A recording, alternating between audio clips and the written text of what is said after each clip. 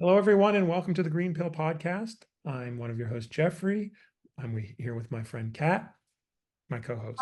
I'm Kat. With me is Saka from the Water Tribe. And just FYI, the reason why I'm not sitting up like a person, I am in fact lying here like a Roman emperor, is because I have a neck injury. It is going to be mended in probably like a week, but at the moment, this is the only position that doesn't hurt. So we do what we can do. Absolutely. What I'm are we just talking about today, babe? happy to have you there, my friend. And today we're talking about partner shaming. Partner shaming. Oh my goodness. I'm so sad that this is a thing. A lot of it has to do with just trying to vent that it comes back to some of the mind reading thing that we talked about before, insofar as if you don't like what someone is doing, don't try and become TikTok famous while you shame your partner. And that's the problem. People are trying to become TikTok famous by saying how incompetent, for instance, their husband is. He can never do the dishes. Watch how incompetent he is. I put the dish there and he does nothing with it. Or some of the silly things like, oh, will you peel an orange for me? And it's like, well, you're doing this as a test. He will peel the orange, but I mean, why are you testing him to see if he is peeling orange? I mean, these things are created to shame, and it's just not right.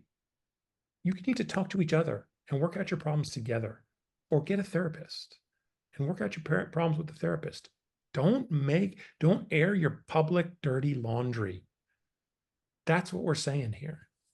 Well, there are some relation. Look, I was horribly, horribly bullied as as a kid. Um, to an extent, even in my own home. And so I've never understood families, relationships, friendships, whatever, who just say, "Oh, well, that's just part of our dynamic." We poke fun at each other. I'm sorry, I don't want to be dating Don Rickles. You Right. know? I mean, I love Don, very funny guy. Yay, Don. Mhm. Um, but I that's not what I want in my relationships or friends or family. I want people that build me up, not drag me down, even if it's funny. Right. You Right. know, even if everyone finds it funny, I'm not your comedy material. Right. Believe me, when I do something ridiculous, the first person who's going to know and say something about it is going to be me. Mhm. So I don't need you for that. Right. Now, I want to admit that I have probably dragged my feet into this muck myself. I was in a situation, I do care about this person, but I was sort of feeling uncommunicated with and having my problems, not being able to talk about these things because I would just get shut down when I talked about them. And I went into social media and talked about them, and I shouldn't have. I regret those things. Don't. Yes, you can be in situations where your partner is just not going to listen. Your partner is just bullying you and pushing you into a situation. It might be that you have to get therapy. I did. Certainly, the therapy did help. There was a time when the pandemic happened and I didn't have good access to therapy. And that was a hard time for me where I was really, really, really going off the rails on things. But I did finally find a partner, a therapist rather, and because therapists are your partners in terms of your healing, and you have to have that rapport with your therapist. That was one industry that skyrocketed. If you were a mental health professional during the pandemic, man, whew, you were set. Oh my goodness. And you don't want to get started on oh my god. I Because of all my therapy, I had to spend $3,000 just to get an FAA psychiatrist to certify me. And that's because the pandemic crunched everybody's time. Oh my goodness. Yeah, there's a lot of money just to be able to fly a plane. But Uh-huh. I want to fly a plane. So there you go. I paid it. But the point isn't that. It is that you don't want to. Air your dirty laundry where everyone can see it. You want to show respect for your partner because they're your partner. They should be your closest ally, your closest friend. And you guys should be able to talk and communicate. And if you can't, you should seek therapy. And through the therapist, try and get over those communication issues and not use the internet to get clout. No, don't get clout through TikTok. TikTok clout is the worst kind of clout insofar as if you're doing it because you're doing these shames because you want to become TikTok famous. Because let me tell you, what happens when you partner shame? People want you to get the divorce. They're rooting for you to get the divorce. And unless you're willing to go to that divorce, they're going to keep reminding you, but look what he did back then. You should divorce him.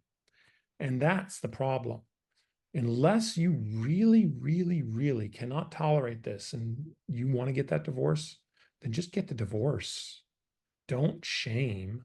Just get the divorce. There's nothing wrong with getting the divorce. Understanding that there are consequences. I've been through it. It's not an easy thing to do, but this is an internal thing. Don't air your dirty laundry. Again, I mean, those relationships were, I mean, a friend of mine and her husband, I guess they have one of those where it's their thing that they poke gentle fun at each other. If that's your thing and it works for you, they've been married a billion years, somebody's doing something right. Right. And it for that sort of thing, I compare that honestly to polyamory, which is Hmm. cool. An open relationship or polyamory is cool as long as all the parties are 100% my hand to God into it. And in my experience, far too many, not all, so I'm not dissing it as a concept, and I know a lot of people who do great, who have, you know, polyamorous relationships and are over the moon happy. Okay. Um, but I've encountered far too many that just crashed and burned because one party was not as there as everybody else was. Right. And maybe it was because they felt pressured. Maybe it was because they wanted to be cool. Maybe it was because they wanted to be 100% and just couldn't. Maybe Right. they thought I thought I was wired this way. I wanted to be wired this way. I'm not. So the point is that like, it's the same kind of thing to me. If you're going to sit there and have fun dissing on your partner, if it's fun for them too, Right. sure. Right. If you and him or you and her are on the TikTok together and you're joking about it and having fun together, and he's aware of it and she's aware of it, okay, that's fine. But a lot of folks are going on the TikTok. I know I say the TikTok like I'm an old man, but on TikTok and shaming with the assumption that their partner isn't on TikTok. And that's just nasty because eventually your partner is going to find that TikTok. Someone's going to point it out to him and not going to be a good scene for you. And you're probably going to have to do a mea culpa TikTok. And that you don't want to get into that situation. Why threaten a marriage that is otherwise working for you if it's just he's not rinsing the dish before he puts it in the dishwasher? I mean, that's that's what we're getting at. And weaponized incompetence is another thing that really is a scary shaming of just having when a guy does something that you ask him to do and he does it in the least possible, least feasible way he can, that that's weaponized incompetence. If you're trying to do something to protest and doing it relatively poorly just to protest, no, you guys need to talk. This is not something for the airing of dirty laundry. This is something that you guys got to talk, work it out, understand what's going on, and that's all we're saying.